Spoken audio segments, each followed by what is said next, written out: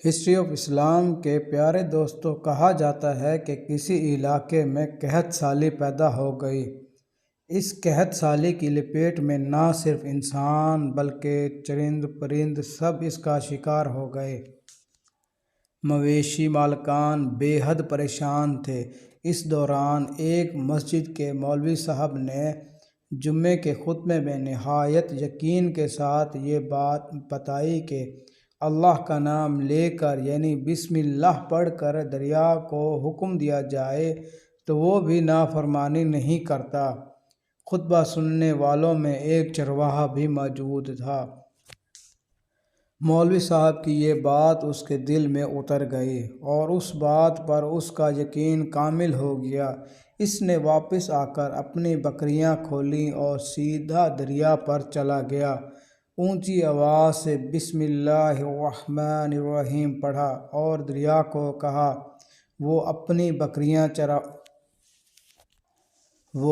بکریاں چروانے کے لیے دوسرے پار جانا چاہتا ہے، اور اسے کہا کہ مجھے اپنے اوپر سے گزرنے دے۔ یہ کہہ کر اس نے اپنی بکریوں کو لیا اور دریا پر چلتا ہوا دریا پار کر گیا۔ دریا کے دوسری طرف کا علاقہ گھاس سے بھرا پڑا تھا۔ درختوں کے پتے بھی سلامتی تھے کیونکہ کسی کو یہاں تک آنے کی رسائی نہیں تھی۔ اس نے خوب اچھی طرح اپنی بکریوں کو سیر کروایا اور واپس لوٹ آیا۔ پھر یہ اس کا معمول بن گیا کہ وہ بکریاں پار چھوڑ کر واپس آ جاتا اور شام کو جا کر بکریاں واپس لے آتا۔ اس کی بکریوں کا وزن دن چگنا رات دوگنا ہوتا گیا۔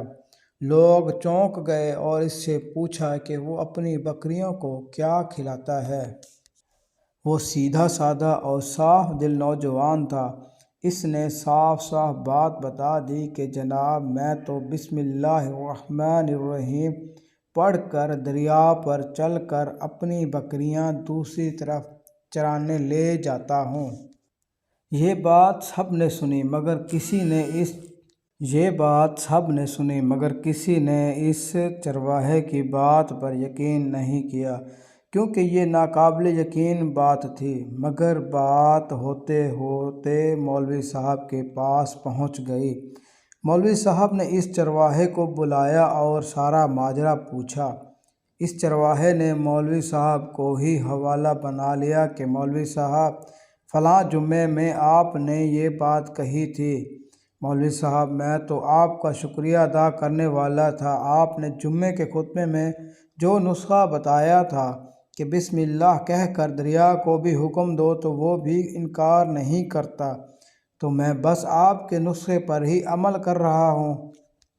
مولوی صاحب حیرت سے اس کے چہرے کو دیکھتے رہے۔ مولوی صاحب نے کہا، بھائی صاحب، ایسی باتیں تو ہم ہر جمعے میں کرتے ہیں، فقط ان کا مقصد لوگوں کا ایمان بنانا ہوتا ہے۔ مگر بکریوں والا ڈٹا رہا کہ میں تو بس بسم اللہ کہہ کر پانی پر چلتا ہوں اور بکریاں سمیت پانی پار چلا جاتا ہوں۔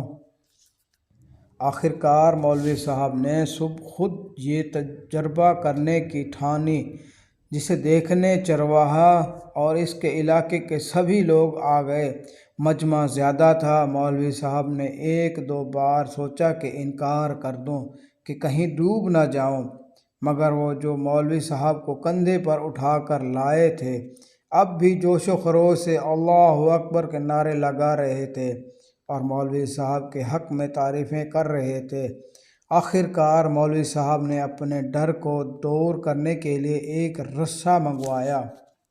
پہلے اسے ایک درخت کے ساتھ باندھ دیا، پھر اپنی کمر کے ساتھ باندھا، پھر ڈرتے ڈرتے ڈھیلا ڈھالا بسم اللہ پڑھا اور دریا میں چلنا شروع ہو گئے۔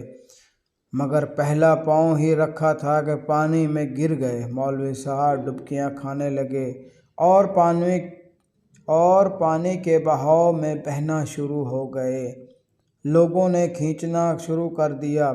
مولوی صاحب کی اس حرکت نے چرواہے کو پریشان کر دیا کہ مولوی صاحب کی بسم اللہ کو یہ کیا ہو گیا، کیونکہ اس کا یہ روز کا معمول تھا اس کے اپنے یقین میں کوئی فرق نہ آیا۔ اس نے بسم اللہ کہہ کر بکریوں کو پانی کی طرف اشارہ کیا اور خود ان کے پیچھے چلتا ہوا پار چھوڑ کر واپس بھی آ گیا۔